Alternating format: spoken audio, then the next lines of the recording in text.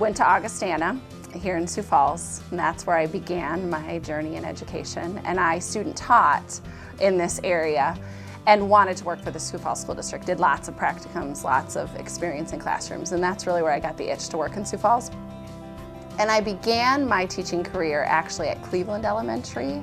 I was hired as a reading recovery and first grade teacher in the Sioux Falls School District. And at that time, it was such a big deal to get a job in the Sioux Falls School District. It still is a big deal to get a job in the Sioux Falls School District. Sioux Falls is unique in that it's unlike any other part of South Dakota because it's metro feeling, and the diversity is unlike any other part of South Dakota, and even sometimes in the Midwest, it's unique.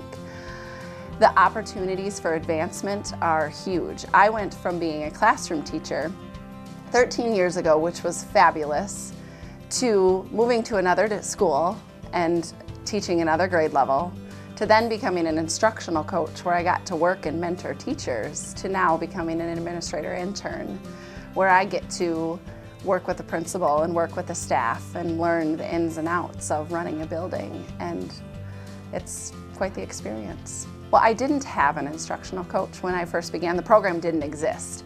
But I remember when the program was starting, and I was excited for that opportunity for new teachers because I had a mentor, but that mentor was just the teacher next door who had her own classroom that she was teaching, and we had lots of great conversations. You always do as teachers. It becomes part of your identity, and you can't stop talking about your job. But the fact that instructional coaches exist to purely grow you as an educator and to assist you in developing your craft as a teacher is a pretty incredible opportunity to have.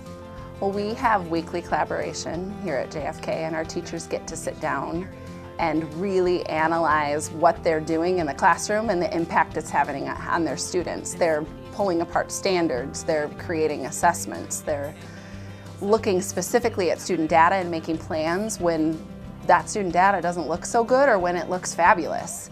And the depths of those conversations are just so incredible. And I think teachers know their kids better than they ever did because of collaboration, and they have each other to support when things aren't going well. Where I think 20 years ago, many teachers just kind of taught and shut their doors and did their own thing and had some conversations, but not near to the extent that they're happening now. I love that part of my job. I get to learn every day.